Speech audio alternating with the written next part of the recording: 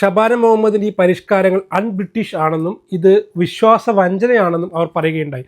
അതായത് UK ജോലി ചെയ്യാം, 5 വർഷം ജോലി ചെയ്ത് കഴിഞ്ഞാൽ അയാളെ ലഭിക്കും എന്ന് വിചാരിച്ച് UK വന്ന ആൾക്കാർക്ക് പെട്ടെന്ന് ഇല്ല, ഇത് കാലം മാറും, ഇല്ലെങ്കിൽ 10 വർഷം ആവണം എന്ന രീതിയിൽ നിയമം മാറുമ്പോൾ അത് അവർക്കൊരു വിശ്വാസവഞ്ചനയാണ്, ഇതൊരു ബ്രിട്ടീഷ് രീതിയല്ല എന്നാണ് റൈനർ പറഞ്ഞത്. പ്രത്യേകിച്ച് കെയർ ഹോമിലൊക്കെ കെയർ സെക്ടറിൽ വർക്ക് ചെയ്യുന്ന ആൾക്കാർക്ക് ഇതിനുള്ള ദ്രോഹമാണ്, സാമൂഹ്യ സന്തുലിതാവസ്ഥ ഇല്ലാതാക്കും, ആൾക്കാർക്കിടയിൽ വിഭജനം നടത്തുകയാണ്. അപ്പോൾ ഇത്തരം നീക്കങ്ങൾ ഗവൺമെൻറ് ഒഴിവാക്കണമെന്ന് അവർ ശക്തമായ രീതിയിൽ പ്രധാനമന്ത്രിയായിട്ടുള്ള കെയർ സ്റ്റാമറിനോട് ആവശ്യപ്പെട്ടു എന്നാണ് വാർത്തകൾ സൂചിപ്പിക്കുന്നത്.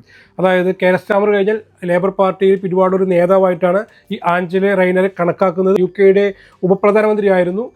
അവർക്കെതിരെ അഴിമതി ആരോപണം വന്നതിനെ തുടർന്നാണ് അവർ രാജിവെച്ചത്. വെറും ഒരു വാക്കിൽ ഒതുങ്ങുന്നതല്ല ഈ ആഞ്ചല റൈനറുടെ പ്രതിഷേധം എന്ന് പറയുന്നത്. അവർക്ക് പുറകിൽ 100ഓളം MP ഉണ്ട് എന്നുള്ളതാണ്. അപ്പോൾ ഇവരെല്ലാം നേരത്തെ പറഞ്ഞ പോലെ തന്നെ അവരെല്ലാം ഒപ്പിട്ടൊരു കത്ത് പ്രധാനമന്ത്രിക്ക് സമർപ്പിക്കുകയും ചെയ്തിട്ടുണ്ട്.